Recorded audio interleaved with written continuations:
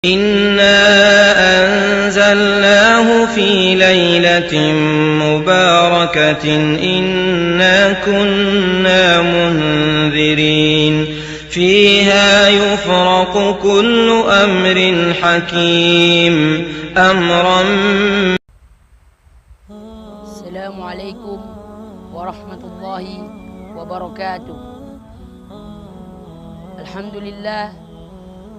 لله الذي هدانا لهذا وما كنا لنهتدي لله أن هدانا الله. أشهد أن لا إله إلا الله وحده لا شريك له وأشهد أن محمدا عبده ورسوله المبعوث رحمة للعالمين لا نبي ولا رسول بعده. Pertama dan yang paling utama, marilah senantiasa kita berpuji syukur kepada Allah Subhanahu wa taala yang telah memberikan nikmat kepada kita, beribu-ribu nikmat hingga kita tidak sanggup menghitung nikmat tersebut dengan alat secanggih apapun. Sebagaimana Allah Subhanahu wa taala berfirman, "Wa in ta'udu nikmatallahi la tu'suha." Dan barang siapa yang mau menghitung nikmatku kata Allah, la tu'suha, niscaya dia tidak akan sanggup menghitung nikmat tersebut. Salawat dan salam selalu senantiasa kita hanturkan kepada Nabi kita, Nabi Allah, Nabi pemimpin para mujahid, Nabi Muhammad sallallahu alaihi wasallam, kepada para sahabatnya, keluarganya, tabi'in, atba'u tabi'in, dan orang-orang yang senantiasa berdiri konsisten di atas sunnah beliau hingga yaumil qiyamah. Para pemirsa dimanapun Anda berada, pada kesempatan kali ini saya akan menyampaikan ceramah singkat yang bertema keteladanan Nabi Muhammad sallallahu alaihi wasallam. Marilah senantiasa kita bertakwa kepada Allah Subhanahu wa taala dengan melakukan segala kebaikan sebagai bukti rasa syukur kita kehadirat Allah Subhanahu wa taala. Selain itu, marilah senantiasa kita menjadikan Rasulullah sallallahu alaihi wasallam sebagai suri tauladan dalam menjalani hidup dengan mencontohkan seluruh sifat-sifatnya dan seluruh amalan-amalannya. Dan barang siapa yang melakukan suatu amalan dan amalan tersebut tidak ada contoh dari Nabi, maka amalan tersebut tertolak. Sebagaimana Nabi sallallahu alaihi wasallam pernah bersabda, "Man amila amalan laisa alaihi amruna fahuwa raddu." Dan barang siapa yang melakukan suatu amalan dan amalan tersebut tidak ada contoh dariku Nabi sallallahu alaihi wasallam, maka amalan tersebut sia-sia atau tertolak di mata Allah Subhanahu wa taala. Nabi sallallahu alaihi wasallam merupakan penutup para nabi atau khatamun nabiyyin. Jadi Allah Subhanahu wa taala sudah memberikan kepadanya suri tauladan yang baik untuk kita contohi sifat-sifatnya dan seluruh amalan-amalannya.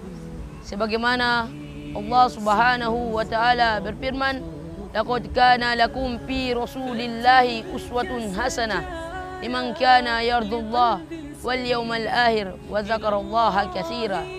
Yang artinya, sungguh telah ada pada diri Rasulullah sallallahu alaihi wasallam suri tauladan yang baik bagimu, yaitu bagi orang-orang yang mengharap rahmat Allah Subhanahu wa taala dan kedatangan hari kiamat, dan dia banyak menyebut Allah Subhanahu wa taala. Pemirsa dimanapun Anda berada, Nabi sallallahu alaihi wasallam mempunyai beberapa sifat yang bisa kita contohkan dalam kehidupan kita sehari-hari. Yakni yang pertama adalah siddiq, yakni jujur, berbicara sesuai fakta dan tidak berbohong. Sifat ini bisa kita contohkan dalam kehidupan kita sehari-hari dengan tidak berbohong kepada teman kita, kepada orang tua kita, dan kepada guru-guru kita. Yakni barang siapa yang berbohong, maka dia termasuk orang-orang yang munafik. Sebagaimana Rasulullah sallallahu alaihi wasallam pernah bersabda, "Ayatul munafikin salasun, idza haddatsa kadzaba, wa idza wa'ada ahlafa, wa idza tumina khana." Ciri-ciri orang munafik ada 3, yakni apabila ia berkata ia berdusta, yang kedua apabila ia berjanji ia ingkari, dan yang ketiga adalah apabila ia diberi amanah ia hianati. Jadi janganlah sekali-kali kita berbohong kepada orang tua kita, karena berbohong merupakan perbuatan yang keji di mata Allah Subhanahu wa taala. Dan barang siapa yang berbohong, maka dia termasuk orang-orang yang munafik di mata Allah Subhanahu wa taala. Pemirsa dimanapun Anda berada, sifat yang kedua Rasulullah sallallahu alaihi wasallam adalah amanah, yakni apabila kita diberikan sesuatu atau titipan untuk menjaganya, maka kita harus menjaga amanah tersebut sebaik-baik mungkin. Dan barang siapa yang tidak menjaga amanah, maka dia juga termasuk orang-orang yang munafik di mata Allah Subhanahu wa taala. Dan sifat yang ketiga adalah fathona, yakni pintar membagi waktu. Yakni kita harus membagi waktu dalam menuntut ilmu, karena menuntut ilmu wajib bagi setiap muslim. Sebagaimana Nabi sallallahu alaihi wasallam pernah bersabda, "Talabul ilmi faridatun ala kulli muslim." Sesungguhnya menuntut ilmu wajib bagi setiap muslim. Jadi kita harus selalu menuntut ilmu, karena menuntut ilmu adalah wajib bagi setiap muslim. Pemirsa dimanapun Anda berada, demikianlah ceramah singkat yang saya bawakan pada kali ini. Semoga bermanfaat bagi kita semua. Apabila ada kata yang salah, itu datang dari pribadi saya sendiri. Apabila ada kata yang benar, itu datang dari Allah Subhanahu wa taala.